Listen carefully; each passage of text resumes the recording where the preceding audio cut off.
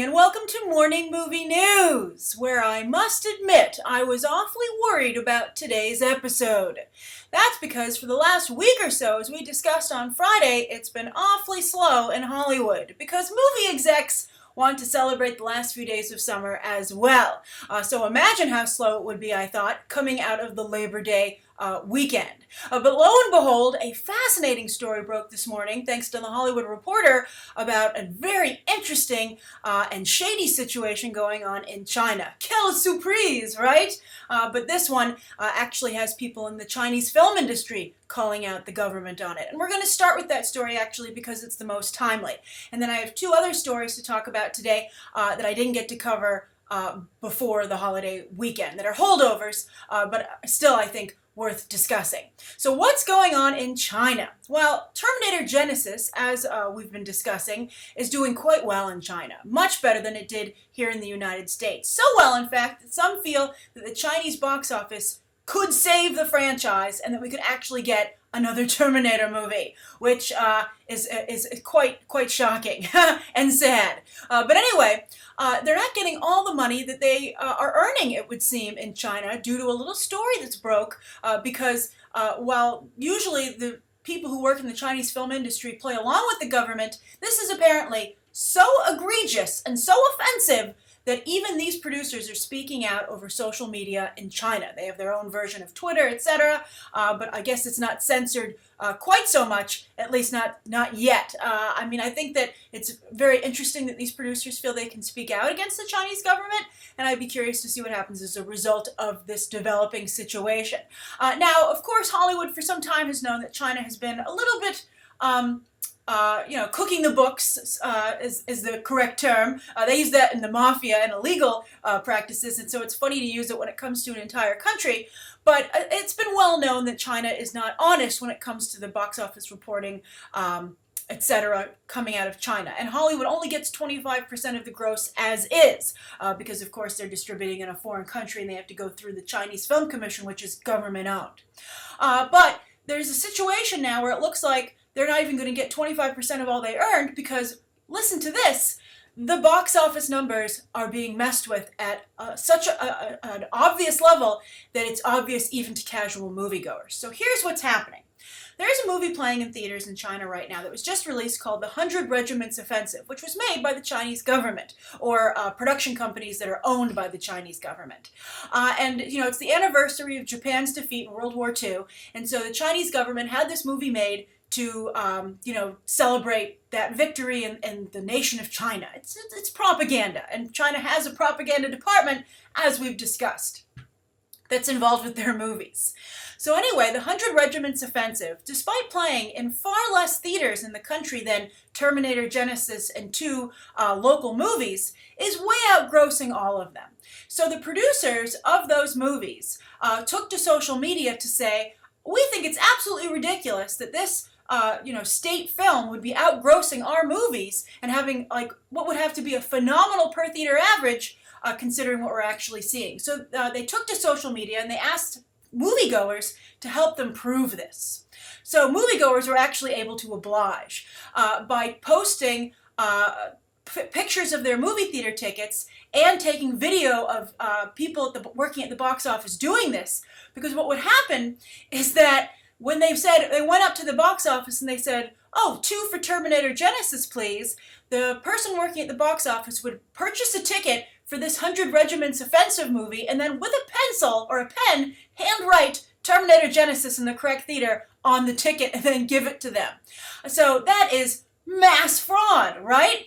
So there was some investigative reporting done, and someone anonymously confirmed it, who worked at one of the movie theaters, a manager, and said, yes, the Chinese government called us into a meeting, all the theater owners in the country, and then this was, the theater owners gave us this dictate, and they said, not only do we want you to have 2 advanced showings of the movie that are dummy showings that are sold out, that we want you to put on the books, but we are incentivizing you to sell tickets to our movie, because while you have to give about, I think in China it seems to be about 45% of the box office back to, the producer and the distributor, for this movie, you will be allowed to keep 100% of your ticket sales.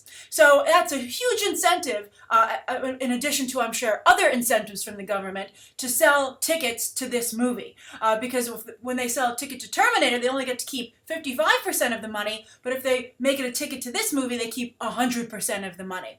So as you can imagine, the film producers in China are quite upset about this. It's hurting their movies. It's hurting Terminator Genisys.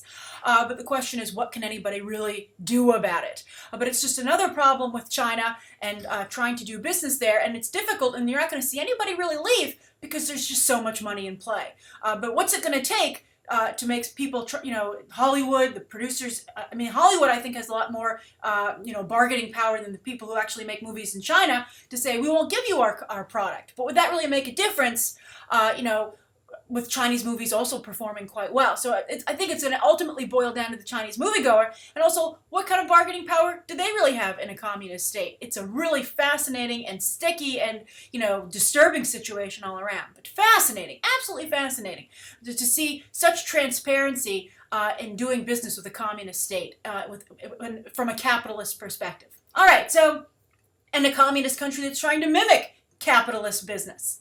All right, so that's the first story of the day, and it was a doozy, right? I hope you enjoyed it as much as I did.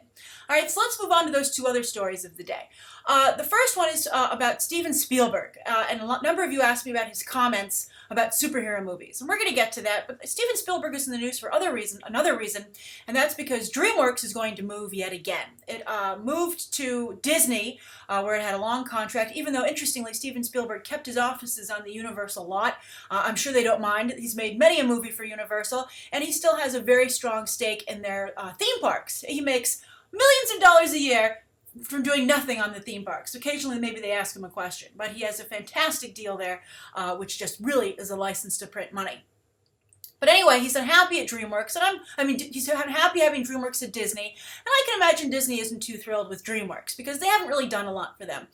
They've had some really big flops. The big movie they have coming up, of course, is Bridge of Spies, and Big Friendly Giant is the last movie that will be released with that deal. And that has a little bit more, people are a little bit more interested in that, but I don't really think that anyone's too keen on DreamWorks' slate. They have a couple of movies coming up that are up for grabs. Let's discuss those first. So if people are kicking the tires of DreamWorks, where would it likely go? Well, if they were to kick the tires, they would see that it has Tate Taylor's A Girl on the Train, which is going to star Emily Blunt and Rebecca Ferguson. People are saying that's a Gone Girl type movie. It doesn't seem that sexy right now, but maybe it'll come together in a sexy way.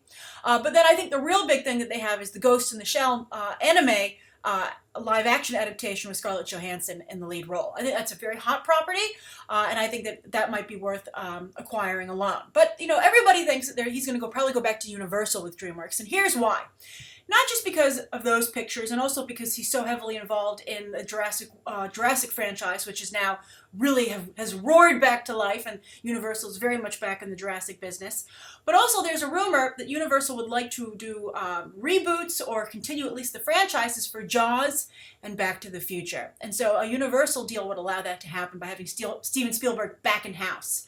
Now, I don't think there's anywhere else to go with Jaws. I guess you could do a reboot, a remake to try and make it more modern. But Jaws is a pretty simplistic Universal story, and it's a fantastic film. It's actually what was used to teach me filmmaking in film school. It's just a brilliant work of art, really fantastically executed film at every level, and I would be sad for that film to be replaced for people. Just go watch Jaws. It's not that old, and sitting on the beach doesn't get that technologically advanced, right? You can definitely watch Jaws. It's just really phenomenal. And if you haven't seen Jaws, it's slim pickings right now for entertainment choices. Go watch Jaws.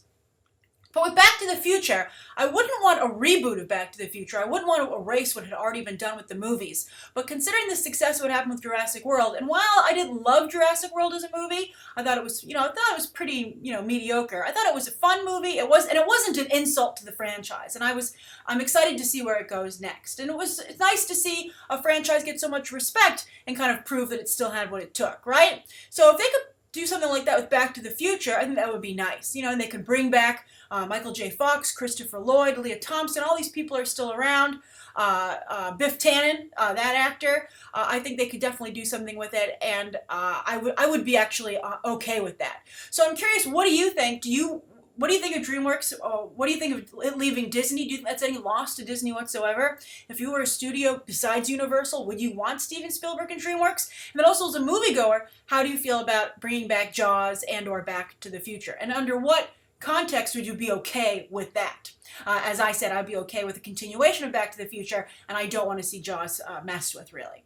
But as for the superhero comments, what did he say? Well, he said superhero movies were, their days were numbered, and that, like the Western, they would eventually die out. And the Western is having a tough time. I mean, Quentin Tarantino is almost single-handedly keeping it alive, but it's rough. And I don't know how well The Hateful Eight will do, considering it doesn't have the most exciting cast. It seems like a little bit of a step back from his flashier movies, Inglourious Basterds and Django Unchained. But anyway, yes, the Western's always had a difficult time at the box office, ever since its heyday. And we'll see how The Magnificent Seven does, which of course is coming out soon. But that has an all-star cast. Denzel Washington, Chris Pratt. It's a really amazing ensemble piece. But anyway, as for superhero movies, I don't know. I mean, I think the difference is, are you talking superhero movies or comic book adaptations? Because comics are very varied in terms of what they offer. I mean, just look at Image Comics lineup. I think there will always be interesting directions to go with comics. And also you have to remember that comics are, able to approach all different genres. There are film noir comics, there are spy comics, there are Western comics, there are sci-fi comics, all kinds of different storytelling going on there, which is an interesting conversation in and of itself. But anyway, I actually disagree. I would liken superhero movies not so much to Westerns, but to animation. And animation isn't going to go away. It'll change the style. For instance, I think we're moving into a very dark period for comic book movies, which Marvel's going to have to either get on that boat or take a back seat to people who are willing to go there, like Fox with Deadpool and Warner Brothers with Batman v Superman and Suicide Squad. But I think that just because there's too much money on the table, animation and comic book movies are extremely lucrative. Whereas Westerns, you've never seen a Western make a ton of money. I talked about this actually a couple of weeks ago. If you go and look at iTunes in the Western section, there's very little to choose from over the entire history of filmmaking. It's basically, they have enough Westerns made to fill a page on iTunes, basically. It's the only genre where you'll see that happen. But I think that superhero movies can go through too many different incarnations for people to get tired of them. Will they get tired of maybe Marvel's formula as it is? Yes. Will they maybe get tired of capes? Yes. But then you can just deconstruct it, and you can do really interesting things with it, like with Powers, which unfortunately went to PlayStation as a TV series. But, Brian Michael Bendis was able to subvert that very intelligently, and I can definitely see movies going in that direction. Because I think that superhero movies, at the end of the day, are a wonderful excuse to show off visual effects, which everybody loves. So I definitely see there always being an opportunity. Like maybe there'll be less of them, just like they might eventually cut down on animated movies a little bit. We'll see what the market can withstand, and that number will fluctuate. But I think that superhero movies will always be there, because I think there's also an audience that's very into them. Maybe they'll find a way to bring the budgets down, especially as we get more and more advanced with technology, and they won't be so risky from a financial perspective. But I really do feel that superhero movies aren't going to go anywhere. And again, they're not like Westerns, they're more like animation. I think they're a genre or style of movie making. It's hard to differentiate the difference between the Western and animation. But superhero movies are largely animated when you think of all the visual effects that they have. But I just don't think I personally don't think they're going to go anywhere. I think Steven Spielberg is incorrect in that assumption. Because comic books haven't gone anywhere, and they've been around for quite some time. All right, so let's move on to the last story of the day before we get to the viewer question. And this is the Oscars. Now, it was announced just before the holiday that they have found their producers, first-time producers for the Oscars, and very interesting choices indeed. And they've said they're going to have two hosts, and that's going to be maybe two hosts, one or two hosts, but that'll be the next announcement. But let's first discuss who our producers are. They're David Hill and Reginald Hudlin, a name you've been hearing a lot lately, because he often speaks up when it comes to talking about, black film. Although he's been replaced lately by Lee Daniels, who's had tremendous success with Empire and is really starting to spearhead that that demographic of filmmakers, which is interesting because you would think it'd be Will Packer, but Will Packer doesn't seem quite as vocal. He needs a little bit of a better publicist, I think. But anyway, let's start with David Hill. David Hill has worked in Fox Sports Media Group, which is awesome, by the way, because I love the graphics on Fox. He's also been associated with American Idol, not in a huge capacity on either of these, but he's been part of the team, I think, from a business perspective. But I love the graphics on both those shows, and if they could maybe inject that into the Oscars, I think that would be a lot of fun. I think that, of course, the Super Bowl skips networks, to be fair, every year, jumps around, but Fox by far and away has the best Super Bowl presentation, in my opinion. I love their Super Bowl robot, their football robot, Cletus. I always miss him when he's not part of the Super Bowl, and I think that Fox does a fantastic job injecting energy into their shows with graphics, both on American Idol and with their sports content. So I would love to see that brought a little bit to the Oscars, although it still, I believe, airs on ABC. But still, I think, wake this thing up a little bit to bring in a younger demographic, which is very important in terms of advertisers, if you're wondering why that would be key. So then the other person, though, who's very interesting is Reginald Hudlin, as I said. He is a producer on Django Unchained. He was the first president of BET, and he also now runs Milestone Media at DC, which, of course, Dwayne McDuffie took over a lot of the things that he created. And Reginald Hudlin, for instance, is producing The Static Shock. I believe it's going to be a web series, which is rumored to star Jaden Smith. So I think that that's a very interesting person to bring in there, so expect some diversity in the hosts that they cast. I heard Carson Daly on the Today Show said it should be Amy Schumer and Jennifer Lawrence, which I thought was hilarious. I think a lot of people would tune in for that, but I don't see this team choosing that as their hosts. But I think at the end of the day, aside from really interesting graphics, the Oscars, the number of people who tune in for the Oscars always depends on the movies that are running. Are people interested in it? And to this day, the best Oscar coverage, and I know because I cover the Oscars every year, came from the year that you had Avatar versus Inglourious Bastards, and I believe The Blind Side was in the mix as well that year. That was an amazing year for the Oscars. Everybody cared about it. And they haven't been able to recapture that since. I think that The Danish Girl is a very popular movie, so you might see that should be a strong Oscar contender, and I think that will drive a lot of viewership to the Oscars this year, but I don't know if that'll drive a lot of mainstream viewership. It might drive a lot of web traffic. I would say The Danish Girl would almost be on the level of Black Swan, which generated a lot of interest for Natalie Portman's category, but not across the board for the Oscars. So it really depends on what movies are nominated and if they can get a blockbuster in there, a real crowd pleaser. And I don't know if that's possible unless Mad Max. If they can get Mad Max nominated in a number of categories, that could potentially really help the Oscars. That would help it more than anything else. But we'll see. We'll see if Warner Brothers even runs an aggressive awards campaign for that movie. They've been very aggressive with the slate, though, with the DVD and Blu-ray release publicity, and it has been voted by moviegoers. I saw one poll where someone said it was the best movie of the year, according to moviegoers, which I would agree with. It's my favorite movie of the year still, but we'll see. We'll see what happens. But I think at the end of the day, no matter who's producing, no matter who's hosting, it always relies on the lineup of films that are nominated. But I'm curious, what do you think of those producers? I think it's good to get it away from where it's been with the Broadway roots for a while. I think we had a lot of fun there, but it's time to move on, I think, and take the Oscars in a different direction. And I think these guys are an interesting choice, and I hope they do change things up instead of play it safe. All right, so let's get to the viewer question. This comes from Tommy West, and Tommy said, "Hi, Grace. Big fan of the show. It's part of my daily routine to catch up on all movie news while I sit down for my dinner." Oh, that's awesome, Tommy. I hope you're having a lovely dinner right now. My question is related to the story about the Marvel Studios shakeup and the rumors currently online. We discussed that at the end of last week about, how did Kevin Feige get Disney to allow him to separate from Isaac Perlmutter and Marvel Comics in New York? Was it the Avengers Age of Ultron didn't perform well at the box office or as well as they would have liked? Or was it the budget issues over Civil War? And my conjecture was that the Civil War budget thing was a cover story because it was positive to distance the Avengers 2 story that broke over in Bleeding Cool, which I think is a very reputable source. So this is Tommy's question. He says, "How as a journalist do you separate the truth from online rumors and speculation? What sites or outlets have credible sources and how do you know they are reliable? Thanks and keep up the great work. Smiley face." That's a great question, Tommy. I think a great question for all of us because we have to navigate so many rumors these days and what's clickbait and what isn't. Well, For instance, I think the Jason Todd theory is clickbait. I just don't see them going there. It's just such a big change. I would be really shocked if they did that. Also, I don't think Jared Leto wants to not play the real Joker, right? I mean, I think that would kind of be a real letdown for him. They might do it because I heard some, but that's a side story. But anyway, how do I separate online rumors and speculation? Well, I think that the industry trades, with the exception of that recent story about the LA Riots movie with Ice Cube and his son that Will Packer was supposed to produce being not a true story with The Hollywood Reporter, although I told you I suspected some shenanigans behind the scenes there because The Hollywood Reporter is so reputable.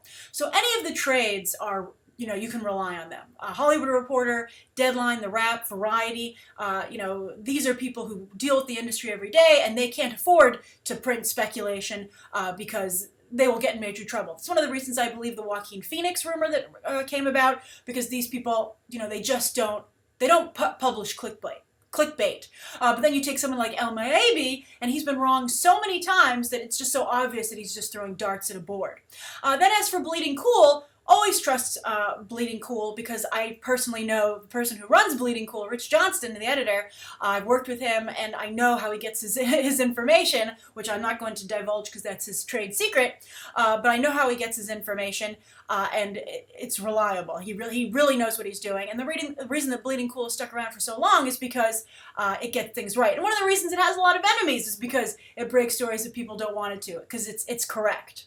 So Bleeding Cool is another source that you can always trust. And they were proven correct with the Fantastic Four thing. A lot of people said that was BS, but once again, Bleeding Cool was proven correct. So track record's very important. Keep an eye on which sites are correct, which rumors come to fruition and which don't. Then there's always like the B-level sites that are just regurgitating stories to get clicks, and often just retype them. And then there's the ones that are a little bit more highbrow, which you'll notice will wait to put the really ones that don't seem so obvious up there. So you can kind of notice the difference yourself. But for me, how I really how I really judge a story as to whether or not I think it's real or not is, just does it seem reasonable, right? I mean, does it seem like something you think would happen? I think, I have a pretty good understanding of how the industry works, what's reasonable. And I think that if you really think about it and you take, you remove the fanboyism from your viewpoint, you too could, I think, deep down understand what's a fanboy, what's tailor-made to appeal to fanboys and fangirls, that's the clickbait, and what's a reasonable rumor. I mean, it's pretty, you can really see that. And also, we have to try and get pretty good at delineating these fake trailers and promo art because they're getting so good. So you have to understand what's the source. Is it being taken down? That's another way you can know if something's authentic. Is it being taken down? And then, of course, I'm always honest with you. If I'm not sure if something's true, or if if the promo art, I said, I don't know if this is fake or not. I can't tell for sure. I'm always upfront with you about that. But it's definitely part of the business now, and it's difficult to traverse all these different rumors, which have become a big part of movie reporting because it's so click driven, and just like you see it happening to actual news because it's ratings driven, and then of course the rumors really get cranked up when there's no actual news to report. So that's a very dangerous time as well because people are just desperate to post stories because they need to drive traffic and there's no actual stories to post. So it's interesting, and it's definitely an interesting thing to just think about how entertainment reporting has evolved. All right, so that's today's morning movie news. Thank you so much for tuning in. Thank you for your question, Tommy. Thank you, everybody, for tuning in. Please let me know what you think of today's top 3 stories and that viewer question. Anything you'd like to see covered tomorrow, any questions that you might have. Thanks for watching. Bye.